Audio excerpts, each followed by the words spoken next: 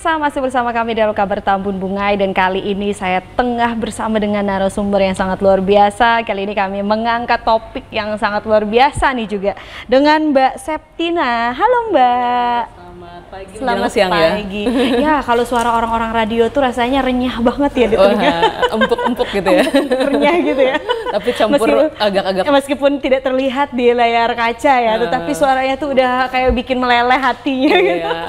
Oke, hari ini kita akan berbincang-bincang mengenai di balik layar radio. Boleh sebelum kita ngobrol dulu, silakan kenalan dulu Mbak Septina. Silakan. Baik, terima kasih Mbak Eka.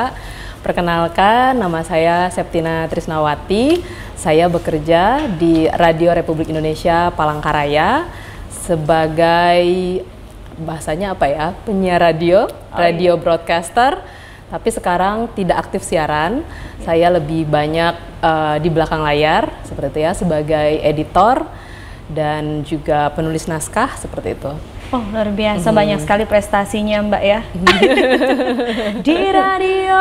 Biasanya bagus, nyanyinya bagus nggak Mbak? Kemarin ada kunjungan ke sini, apa namanya, kepala stasiun RRI, suaranya renyah nih. Iya. Boleh nggak selagu dulu Mbak?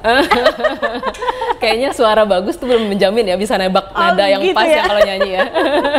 Belum jaminan. Radio Mbak, radio ini sebenarnya sudah lama terdengar, bahkan sebelum adanya televisi, radio sudah apa namanya, bahasanya ya populer di semua kalangan ya, sampai saat ini juga kalau misalnya nyetir kita setelnya radio. Betul. Oke, kita mau bahas dulu radio itu apa sih Mbak? Baik, ya. Kalau radio kita semuanya, kalau zaman-zaman kita nggak tahu ya, kalau yang generasi alfa sekarang ya. Kalau saya dulu, ingat saya dari kecil gitu ya sudah sering dengar radio. Betul. Apalagi SMP gitu ya, sering dengar radio tuh kayak dengar suara penyiar tuh, aduh ngefans banget ya. Mau nitip lagu, request lagu dong gitu ya. Titip-titip salam gitu ya, request lagu gitu-gitu kan. Jadi dari kecil suka denger radio dan tidak pernah menyangka sih sebenarnya akan bekerja di radio, karena mikirnya waktu itu radio ya penyiar aja, taunya kan penyiar aja gitu. Kalau apa itu radio? Radio ini salah satu media massa juga kan, komunikasi massa gitu ya. Satu penyiar itu, kalau bahasanya Pak Presiden Jokowi itu satu suara berjuta telinga. Oh, ini keren juga ya. Jadi satu penyiar bisa bicara untuk begitu banyak pendengar gitu ya. Dan tapi tetap personal gitu ya, sifatnya personal gitu ya kepada pendengar. Jadi mungkin itu yang membuat pendengar merasa dekat gitu ya. Karena sifatnya personal meskipun dia media massa gitu. Iya, kalau dulu saya ingat ya, kalau radio kecil itu kita cari siaran-siarannya ada suara-suara gemericik hujan dulu. Nah, sehingga sampai sekarang radio juga saya lihat sudah ada yang memang Instagramnya, sudah ada yang memang apa di layar kaca juga bisa ya kita lihat radio. Itu gimana tuh dari awal sampai sekarang, prosesnya gimana sehingga menjadi modern seperti sekarang tuh Mbak? Betul. Radio juga harus menyesuaikan ya dengan kondisi zaman sekarang. Orang sekarang mungkin lebih banyak ke smartphone gitu ya, dan ke media sosial. Jadi makanya banyak radio-radio juga yang memanfaatkan media sosial untuk mendekatkan diri pada pendengarnya seperti itu. Mungkin ada yang sambil live radio sambil dia live TikTok juga gitu ya, atau live Instagram juga gitu ya.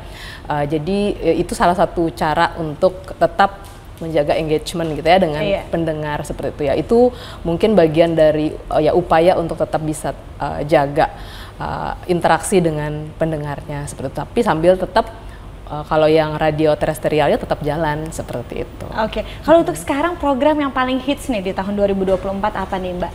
Kalau di radio ini konteksnya kalau di RRI ya. Oh, iya. Kalau saya kerjanya kan karena di radio semua ya. Oke. Kalau saya konteksnya kalau di RRI ya gimana? Kalau saya kerjanya di RRI seperti itu. Kalau apa yang paling sekarang masih diminati, itu masih nggak yang request lagu masih ada? Paling banyak untuk tahu pendengar ini aktif itu masih sampai sekarang request lagu. Ternyata banyak masih. Top ya. Kalau di RRI ya, kita angkat, kita dialog gitu ya, undang narasumber. Silakan pendengar yang ingin bergabung itu silent semua ya. Tapi kalau silakan bisa request lagu. Wah itu banyak banget. Telepon nggak berhenti bunyi. Kayaknya berarti masih jadi favorit ya untuk masih sampai request sekarang lagu. Gitu. Jadi untuk tahu berapa banyak sih yang aktif mendengarkan RRI? Buka aja tuh request lagu kayaknya. Oh iya, udah pasti banyak ya. Oke, Mbak Septina, ini kalau misalnya di TVRI atau misalnya di teman-teman yang bekerja di lapangan ya pasti nyari-nyari berita ya untuk ditampilkan. Kalau sistemnya di RRI atau di radio seperti apa tuh? Baik. Kebetulan saya juga di bidang pemberitaan. Iya, betul. Juga pernah tetap nyari-nyari ya, reporter juga nyari berita gitu kan, liputan. Memang kami paling utama adalah untuk audio ya, berita audio untuk di radio. Tapi berkembang sekarang ini RRI juga ada yang namanya tonton yang Anda dengar. Jadi dituntut juga reporter tidak hanya untuk meliput visual ya. Iya, tidak hanya audio, sekarang juga visual gitu. Jadi ya mungkin tidak sebagus teman-teman kameramen gitu ya, yang mungkin sudah bisa ngambil gambar yang bagus teknisnya, tapi kita sudah mengarah ke situ. Jadi reporter dia harus bisa semua, bisa nulis berita radio, bisa untuk bikin konten yang ada videonya gitu ya, layanan masyarakat gitu ya, dan berita online juga bahkan gitu. Jadi satu reporter dia harus bisa semuanya. Karena multi platform juga kan kita sekarang gitu. RRI juga ada punya namanya RRI Co-ID untuk berita online-nya gitu. Berita radionya juga ada di Warta Berita Daerahnya disiarkan, dan berita yang tadi diambil videonya itu di kanal YouTube RRI Palangkaraya. Iya, seperti itu disiarkannya. Jadi tantangannya selama ini apa tuh Mbak Septina? Ada nggak sih dari dulu Mbak Septina kerjanya udah berapa lama di radio nih? Iya, saya masuk 2011. Jenjang karirnya lah ceritakan. Saya penasaran juga. Biasanya kalau penyiar radio kan ceriwis, harus banyak ide-ide yang keluar dari mulut kita ya. Kenapa jadi memutuskan kok radio gitu? Apakah cita-cita sejak kecil? Kecebur deh. Kecebur. Jadi waktu itu sebenarnya papa saya kerja di radio. Penerus berarti ya? Penerus, tapi bidangnya teknik. Beliau bukan penyiar atau ini, di belakang layar. Teknik, dan menyarankan saya untuk cobalah kamu daftar gitu. Sebenarnya saya orang belakang layar, bukan saya tuh apply ke radio, saya pikir mungkin di bagian belakang gitu kan, bukan jadi penyiar. Nah ternyata pas dipanggil, dilihat CV saya, dia panggil untuk tes penyiar. CV-nya tuh kerja di mana sebelumnya, Mbak Septina? Saya nggak ada background penyiar, broadcasting, nggak ada. Guru apa segala macam gitu kan. Tapi mau dites, didengar suaranya gitu. Maunya waktu itu dites untuk Pro 2. Nah, kalau di RRI kan ada Pro 1, Pro 2 dan Pro 4 ya. Waktu itu Pro 2. Pro 2 itu kan segmennya anak muda dan ya harus yang ceriwis tadi kan, rame apa segala macam. Nah, kalau aku bawaannya nggak kayak gitu. Jadi pas dites mungkin udah dengar, kayaknya nggak cocok Pro 2 ya. Akhirnya diterima, tapi masuknya di Pro 1. Pro 1 itu tentang pemberdayaan masyarakat. Dia lebih jadi kayak wawancara gitu. Iya, formal juga, agak semi-semi formal lah. Tapi tetap ada hiburannya, musik ada juga, lebih banyak ke pemberdayaan masyarakat. Nah, akhirnya keterimanya di Pro 1. Nah, baru beberapa bulan saya di siaran, waktu itu pimpinan siaran itu jadi satu dengan pemberitaan. Jadi kepalanya ini bilang gini, kamu mau nggak pindah ke pemberitaan gitu, liputan. Saya nggak ada punya pengalaman, tapi saya bilang saya mau belajar gitu. Intinya mau belajar lah. Jadi ke pemberitaan lah. Makanya ketemu banyak teman-teman kenal nih yang dari TVRI juga yang liputan dia. Itu langsung ketemu sama teman-teman, makanya diundang ke sini. Iya, kayaknya gitu. Koneksi ada temannya. Teman liputan di lapangan. Nah, beberapa tahun jadi reporter, pernah juga balik siaran di Pro 1, pernah di Pro 2 juga gitu. Tapi sambil juga Pro 4 itu apa?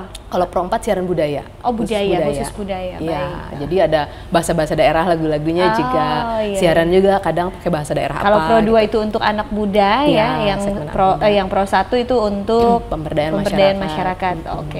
Seperti itu. Jadi pengalamannya dari tadi udah nyiar gitu ya, udah jadi reporter juga, liputan, membuat naskah. Bahkan kalau di RRI itu ada namanya, saya pernah ikut diklat, diklat presenter unggulan namanya, dari RRI se-Indonesia itu ada diminta 20 RRI untuk ikut diklat, karena dia ada perangkatan. Nah, saya angkatannya tahun 2019. Nah, setelah diklat itu di bahasanya kayak orang TNI militer juga ya, BKO. Oh, gitu. Jadi BKO karena Pro 3 itu hanya ada satu di Jakarta kan. Oke. Jadi Pro 3 itu siaran berita 24 jam per RRI ya. Iya. Cuman satu di Jakarta. Kalau di daerah kan Pro 1, Pro 2 dan Pro 4. Nah, Pro 3 itu khusus yang di Jakarta. Khusus di Jakarta. Nah, jadi saya karena pernah ikut diklat itu diklatnya sih 2 bulan. Jadi 3 minggu dapat teori, setelah itu sisanya kami langsung di Pro 3 itu prakteknya gitu. Nah, karena sudah kenal ini kan, jadi setelah saya balik ke Palangkaraya sekitar 2020 itu waktu pandemi ya, waktu itu dipanggil BKO. Iya, awal-awal tuh. Iya, awal pandemi dipanggil BKO ke Jakarta. BKO-nya 2 bulan. Jadi presenter berita di sana di Pro 3. Itu apa aja tuh Kak yang didapatin di sana tuh Kak? Wah, itu luar biasa sih pengalaman. Kalau BKO 2020 saya dipanggil, barusan juga 2024 saya dipanggil BKO juga, bulan Februari sampai April, 2 bulan. Kalau bedanya ya, kalau di daerah mungkin kita dinamikanya masih kurang ini ya. Kalau di sana kan karena padat ya, siarannya tuh padat karena radio berita juga. Jadi presenter itu harus menguasai banyak topik dalam waktu, misalnya saya siarannya per 2 jam gitu. 2 jam saya masuk, nanti break 1 jam, nanti 2 jam saya masuk lagi. Dalam 2 jam itu saya bisa harus menguasai 4-5 topik yang berbeda gitu, karena nanti produser sama pengarah acaranya sudah siapkan narasumber gitu kan. Ini nanti kamu bahas ini ya gitu. Oh, ini dialog juga, running wawancara. Ya, jadi wawancara misalnya 15 menit topik ini gitu dengan narasumber ini. Setelah itu ada jeda, ada laporan reporter dari mana seluruh Indonesia kan, bisa bergantian gitu. Nanti ada wawancara lagi seperti itu. Jadi itu membuat kita banyak belajar sih. Kalau saya secara pribadi tantangannya jadi kayak nge-push diri untuk belajar lagi. Iya, harus gitu. harus bisa lagi ya. Menguasai. Kalau satu hari berapa jam di sana? Kalau di sana untuk satu siarannya 5 jam lah, 5-6 jam untuk satu penyiar ya? Iya. Satu hari? Iya, tapi ya tadi dijeda. Misalnya 2 jam dulu, break 1 jam, 2 jam, break dulu 1 jam gitu. Iya, jadi sehari mungkin sebenarnya nggak 5 jam juga ya kalau kepotong waktu break itu. Karena dia harus standby juga kan, nggak bisa kemana-mana juga. Oke, kalau bedanya sama di sini gimana nih? Di sini masih berapa, 1 kali 24 jam, berapa jam untuk kita siaran di radio nih Mbak? Kalau di sini nggak 24 jam, kalau di daerah buka siaran jam 5 pagi, tutup siaran jam 12 malam. Jadi tidak 24 jam. Kalau penyiar, teman-teman penyiar biasanya misalkan jam 5 pagi masuk, nanti gantian jam 11 kayaknya udah keluar. Ada yang gantian gitu. Lumayan lama juga ya. Itu harus menyediakan energi pembahasan. Betul. Terus harus minum yang banyak. Betul. Nah, bedanya kalau di Pro 3, kalau di Jakarta dia ada timnya memang karena tadi banyak yang harus dihubungi narasumbernya, habis itu reporter harus dihubungi, jadi ada tim yang kuat juga di dalam studionya, ada gatekeepernya, ada yang pengarah acaranya, jadi semuanya standby di situ. Kebantu banget sih, jadi presenter itu cuman benar-benar menyiapkan diri, menyiapkan mental untuk menghadapi narasumber. dan jadi kita lebih banyak waktu prepare ya. Iya, betul. Kalau di sini masih kita semua yang handle. Iya, hampir one man show gitu ya. Iya, bedanya itu sih. Oke, kita akan bincang-bincang lagi terkait radio, siaran di radio aku dengar. Setelah pariwara berikut ini, tetaplah bersama kami. Taman Nasional Tanjung Puting. Disinilah lokasi kami tinggal dan hidup. Hutan hujan tropis di Kalimantan adalah rumah bagi kami, orang utan. Orang utan ini adalah yang satu-satunya peninggalan nenek moyang kita, dan sangat disayangkan apabila kita tidak melindungi dan mengetahui apa sih orang utan itu. Kita harus melindungi dari kepunahan dan untuk menjaga kelestariannya. Jagalah kami dari kepunahan, agar tak hanya dongeng yang menjadi warisan.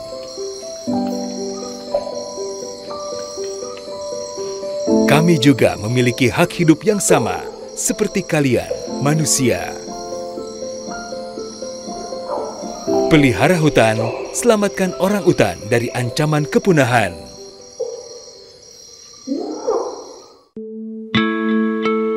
gentle embrace of nature emerges the beauty of Batik Lamandau.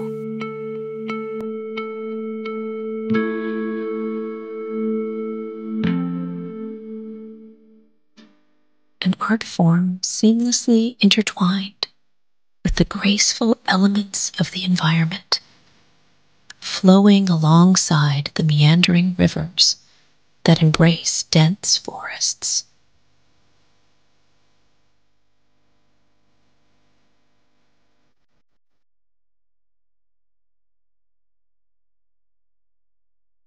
From enticing hues to motifs that narrate the harmony of nature, each piece of batik unveils a mesmerizing tale.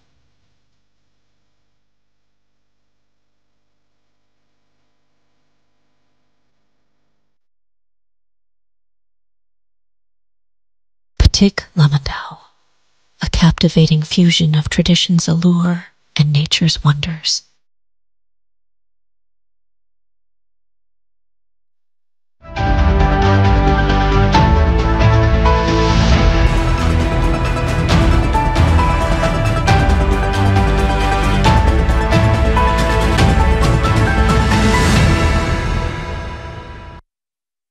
Ya, masih bersama kami dalam Kabar Tabun Bungai pemirsa. Sebelum saya melanjutkan bincang-bincang dengan narasumber yang luar biasa menginspirasi pada kesempatan hari ini, saya akan beritakan ada informasi dari Kabupaten Katingan terkait pemilu ya, pilkada. Memasuki tahapan kampanye, Komisi Pemilihan Umum Kabupaten Katingan menghimbau kepada 3 pasangan calon bupati dan wakil bupati untuk mengikuti aturan yang sudah ditetapkan. Hal tersebut disampaikan Ketua KPU Kabupaten Katingan Wahyuni terkait pelaksanaan tahapan kampanye pemilihan kepala daerah yang dilaksanakan mulai 25 September sampai dengan 25 November mendatang. Terkait aturan sudah disampaikan ke masing-masing pasangan calon agar bisa ditaati dengan tujuan kampanye bisa berjalan dengan baik. Ketua KPU menambahkan, dalam penempatan APK juga sudah ditentukan dan akan diawasi oleh pihak Bawaslu serta Satpol PP. Di Kabupaten Katingan semuanya bisa menghargai, mematuhi dan juga menjalankan ketentuan yang sudah ada, regulasi yang sudah ada. Tentunya tujuan kita hanya satu, pilkada ini berjalan aman, damai dan sejuk. Nah, terkait regulasi kampanye mohon ditaati biar tidak nanti tidak ada kericuhan ataupun hal-hal yang tidak kita inginkan. Koordinasikan dengan KPU segala sesuatu hal yang terkait kampanye dan juga yang pasti dan memang harus itu dengan pihak kepolisian, karena pihak kepolisian yang mengeluarkan izin, mereka yang akan menentukan jadwalnya boleh atau tidak. Selama masa kampanye, KPU selalu melakukan koordinasi dengan pihak terkait agar turut memantau proses di lapangan. Dihimbau kepada seluruh pendukung serta simpatisan untuk tetap menjunjung tinggi nilai demokrasi, saling menghormati agar masa kampanye berjalan aman dan damai. Dari Katingan, Eri Panjung melaporkan. Ya pemirsa, masih bersama saya Eka Ristihartani dan Mbak Septina. Iya. Masih semangat Mbak? Masih dong. Masih luar biasa. Oke, tadi sampai di radio. Boleh lanjut Mbak? Asik, oh ternyata bagus suaranya. Oke Mbak, tadi kita ngobrol masalah bagaimana radio, bagaimana jenjang karir belum nanti ya di belakang ya. Gimana sih step by step perbedaan antara di pusat dan juga di daerah ya. Nah kali ini saya mau tanya juga nih terkait tadi katanya Mbak Septina selain sebagai jurnalis juga sebagai penulis. Wow, luar biasa. Boleh nggak ceritain apa aja yang udah dilalui dan dicapai sejauh ini? Baik, terima kasih Mbak Eka. Nah, karena pengalaman sebagai jurnalis reporter itu tugasnya kan mengumpulkan berita dan menulis berita. Betul. Nah, dari situ backgroundnya dan berita itu kan. Mohon maaf, ini pengalamannya otodidak atau memang melalui proses yang belajar dari training ataupun private gitu, belajar? Gabungan deh kayaknya. Gabungan. Gabungan. Jadi karena sekolahnya dulu bukan jurusan jurnalistik, jadi belajar, tapi dulu saya jurusannya sastra Inggris, ada mata kuliah writing juga sih, menulis itu udah ada basicnya. Cuman untuk jurnalistik selain belajar sendiri, otodidak, ada ikut pelatihan-pelatihan juga kan, karena tergabung di organisasi profesi kayak Persatuan Wartawan Indonesia kan bikin pelatihan menulis gitu kan, kita ikut dari kantor juga. Oh jadi ada Mbak pelatihan. Septina ikut PWI juga? Betul. Komunitas PWI juga? Iya, ikut keren ya, organisasi jadi gabung. nambahin wawasan juga? Iya, ikut bergabung juga. Iya. Dan di kantor juga kan menyediakan juga pelatihan-pelatihan. Baik. Diklat-diklat penulisan, seperti kita ikut. Jadi Iya. belajarnya selain mandiri juga difasilitasi kan dari Baik. kantor dan juga organisasi profesi. Iya. Nah, menulis berita seperti apa, menulis berita yang hard news, feature atau berita-berita yang ringan seperti itu. Nah, untuk yang feature berita yang bercerita, lebih bercerita seperti yang menarik perhatian publik seperti itu, saya menulis naskah baru-baru ini itu mengikutkan satu naskah. Dia sebenarnya audio sih, tapi kan dibuat naskahnya dan dibuat ceritanya lewat audio, ada suara narasumbernya, digabungkan dengan musik. Nah itu tim juga sih, ada teman yang bagian teknisi yang bantu arrange musiknya seperti apa yang bagus seperti itu kan. Jadi mengikut sertakan paket audio itu dalam lomba. Jadi waktu itu sekitar bulan Mei tahun ini dari pusat itu mengirimkan nodin untuk kami ikut serta dalam Asia Pacific Broadcasting Union. Jadi ada lomba untuk 3 kategori, planet, people, and peace gitu ya. Jadi kita bisa pilih, kalau planet itu tentang lingkungan, kalau people itu tentang manusia ya, relasi antar manusia, dan yang peace tentang perdamaian, masalah toleransi segala macam kan. Nah saya ambil waktu itu tentang planet karena sebelumnya tahun lalu memang ada meliput ke salah satu desa di Pulang Pisau, Desa Tahawa namanya. Saya tertarik karena desa ini kan dipilih jadi salah satu, bukan salah satu, desa pertama desa ramah satwa di Indonesia dari Kementerian. Pulang Pisau ya? Iya, di Pulang Pisau. Iya. Jadi kita ke sana liputan dan sempat wawancara juga sama ketua lembaga pengelola hutan desanya. Nah, setelah itu yang saya garap untuk diikutkan dalam lomba. Ternyata diseleksi dari pusat, keterima nih, lolos untuk kemudian di coaching lagi sama pihak pusat gitu, untuk nanti mewakili RRI kan, untuk ikut dalam Asia Pacific Broadcasting itu. Nah dari se-Indonesia waktu itu satu kategori ada 3 RRI yang dinyatakan lolos. Jadi dari 3 itu disuruh revisi segala macam, disuruh ada yang ditambahkan gitu kan, lalu terseleksi lagi jadi 2. Jadi 2 RRI kita dapat ya, Palangkaraya, salah satunya Palangkaraya. Salah satunya dapat, dan RRI yang lainnya. Nah waktu itu dari pusat kemudian mengirimkan paket kita itu karena mewakili Radio Republik Indonesia kan, untuk Asia Pacific Broadcasting Union. Waktu itu acara pengumuman pemenangnya itu di Bali tanggal 7 Agustus. Nah kita surprise juga, ternyata waktu itu dikasih tahu. Waktu itu sebenarnya agak mendadak juga. Tiba-tiba saya dipanggil. Jadi langsung ke Bali? Iya, sama Ibu Kepsta. Saya habis cuti, sempat masuk kerja sehari gitu ya. Ibu Kepsta bilang kalau kita menang gitu. Terus dipanggil ke Bali. Jadi kami berangkat, untungnya sempat gitu ya, ikut malam puncaknya itu. Untuk kategori planet itu waktu itu finalis, bahasanya yang menjadi finalisnya selain RRI itu yang diwakili oleh Palangkaraya, sama waktu itu Hong Kong, sama dari saya lupa satunya apakah Vietnam atau negara mana gitu. Nah yang menang dari RRI gitu, keren dari banget ya, Palangkaraya itu. Wah, bangganya tuh karena semua ya bukan hanya Palangkaraya juga, tapi skala nasional juga yang diwakili oleh Palangkaraya. Keren banget ya. Dan itu rasanya beneran beneran ya gitu ya. Ternyata ya bener ya gitu, bisa ya gitu lah. Luar biasa. Dan senangnya ya karena bisa mengangkat isu itu juga kan, bahwa di Kalimantan Tengah ada nih orang-orang yang memperjuangkan untuk menjaga hutannya, hutan desanya tetap terjaga. Saya juga belum tahu, boleh ceritakan nggak Mbak? Desa Ramah Satwa itu ya? Iya, itu tentang apa sih, di mana sih tempatnya? Di sana ada beberapa satwa yang memang dilindungi atau seperti apa? Jadi Desa Ramah Satwa itu dia sama pengelola hutan desanya itu dibikin kayak sebenarnya tempat wisata alam ya, semacam itu. Boleh memang kita berkunjung ke sana? Boleh, masyarakat umum? Boleh. Boleh. Tapi mungkin kalau orang lokal kita ke situ biasa aja ya, mungkin karena kita sudah biasa di hutan ya. Iya benar. Yang kebanyakan tertarik justru dari luar gitu, peneliti. Nah, kalau peneliti banyak ke sana itu mereka ketemu banyak sekali keanekaragaman hayati, tumbuhan maupun satwa-satwa. Jadi mereka bisa nginap di situ. Ada ada villanya di situ atau rumah, lagi ada rencana mau masyarakat? Kayak dibikin panggung aja sih, agak tinggi dari tanah kan.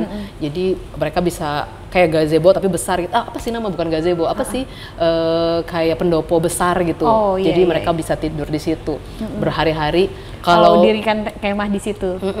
Jadi kalau lama di situ kan baru dia bisa lihat tuh ada satwanya. Kalau yang kita cuma datang sekali belum tentu ya ketemu. Apa aja tuh Kak? Ya sama orang di situ dibilang pernah lihat orang utan. Mereka dari jauh itu bisa lihat gitu. Dan nggak ganggu, makanya dibilang ramah satwa. Jadi nggak saling ganggu. Dia tahu ada aktivitas manusia di situ. Tidak buas juga. Tidak ganggu. Asal manusia aja yang nggak ganggu. Karena itu rumah mereka kan gitu. Jadi ada beruang juga gitu. Burung-burung habis itu. Tapi serius beruangnya nggak ganggu ya? Enggak. Makanya masyarakat itu bilang kami udah biasa aja di sini, kami nggak saling ganggu. Iya. Jadi ramah satwa. Saya baru tahu Pulang Pisau lah. Saya tahunya di daerah Tengkiling masih. Nggak terlalu jauh juga dari sini. Nggak terlalu jauh ya. Nanti saya coba kita visit ke sana ya. Saya tahunya di Tanjung Puting ya, memang di tempat tapi jauh aksesnya dan lumayan mahal. Kalau ke sana tuh berapa tuh Kak? Kalau kita bayar kah atau gimana? Kalau kita naik mobil itu kurang lebih berapa jam ya? Pulang Pisau ya 2 sampai 3 jam ya, 3 jaman ya, 2 jaman. 2 jam ya, sekitar itu. Kalau untuk masuk ke sana berbayar Kak? Enggak bayar. Enggak bayar ya? Paling kalau misalnya mau support ya. Cuman ini apa pemandunya itu kalau misalkan ada apa yang mau masuk ke dalam gitu, pemandunya kan nemenin. Dia nemenin gitu. kayak guide gitu ya. Iya, guide-nya supaya tahu rutenya. Selain itu juga kalau ada takutnya diganggu satwa kan mereka ada di situ kan gitu, untuk menjaga keselamatan. Oke, terkait tadi pemenangan ini cukup kebanggaan juga bukan hanya buat RRI tetapi buat Kalimantan Tengah ya, karena dia mewakili Palangkaraya untuk ke Asia Pasifik. Keren banget ya. Jadi gimana tuh setelah itu, apakah ada lomba-lomba lagi ikut dalam event-event lagi atau gimana tuh Kak? Iya, kami selalu didorong sama pimpinan untuk ayo ikut setiap ada lomba gitu ya. Dalam setahun berapa kira-kira Kak? Apakah ada lomba dalam setahun berapa kali gitu?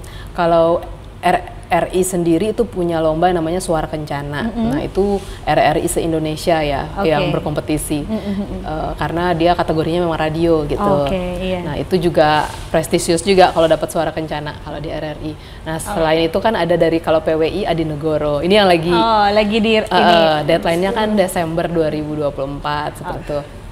Jadi ada beberapa ini yang lagi lomba. Dipersiapkan nih sekarang ya. Iya, lagi Yang baru-baru ini mempersiapkan untuk? Ya kalau Suara Kencana kami kemarin nggak dapet. Nggak apa-apa, yang penting kan sudah berpartisipasi betul. Karena didorong sama pimpinan. Kalau yang baru-baru ini akan ada apa nih Kak? Kalau yang baru-baru yang akan kita ikuti lombanya ada nggak? Kayaknya mempersiapkan itu deh, Adi Negoro yang 2000 Desember 2024 deadline-nya. Oke Mbak Septina, boleh harapannya dong untuk pemirsa di rumah, untuk pemerintah dan juga untuk RRI. Silakan. Terima kasih banyak Mbak Eka kesempatan ini. Harapannya sih radio terus menjadi dekat ya bagi masyarakat, tetap menjadi pilihan meskipun sekarang sudah begitu banyak ya pilihan untuk mendengarkan hiburan atau mungkin platform-platform yang kalau mau dengar lagu ada ini gitu kan, ada itu gitu kan. Semoga radio tetap jadi pilihan dan radio tetap bisa juga memberikan siaran-siaran yang berkualitas, tidak hanya memberi hiburan tapi juga pendidikan yang baik dan sehat untuk masyarakat pendengar seperti itu. Dan juga harapannya selain tetap bisa diterima oleh pendengar, juga kalau untuk pemerintah ya selama ini saya pikir sudah sangat disupport ya, khususnya RRI gitu ya. Dengan masih adanya RRI sampai saat ini kan bukti bahwa pemerintah juga masih support. Bahwa keberadaan RRI juga dinilai masih bisa untuk berkontribusi untuk ikut mencerdaskan bangsa seperti itu ya, menjadi penyedia siaran yang sehat seperti itu ya untuk masyarakat, khususnya kalau di Palangkaraya dan Kalimantan Tengah gitu ya, RRI Palangkaraya untuk pendengar dan juga pemirsa kalau bahasanya. Kalau ada yang istilah tonton yang Anda dengar tadi kan. Jadi ya harapannya teruslah disupport gitu ya dengan tetap eksis gitu ya. Mendengarkan saluran radio RRI. Betul. At least di mobil lah ya. Iya benar-benar. Saya suka tuh pagi-pagi kan udah ada tuh langsung lagu-lagunya muncul. Oke. Oh, sekali apa jargonnya apa, Mbak? Sekali di udara tetap di udara. Oke, sekali lagi boleh tunjukkan ke pemirsa di rumah. Sekali di udara tetap di udara. Oke, saya Karisti Hartani dan juga Mbak Septina. Terima kasih banyak. Terima kasih banyak, Mbak, untuk waktu hari ini. Besok kita akan kembali lagi dengan informasi dan juga narasumber yang luar biasa. Saya mengakhiri ini dengan ucapan terima kasih ya, Mbak ya. Terima kasih juga. Oke, dan sampai jumpa dalam segmen selanjutnya. Terima kasih, sampai jumpa.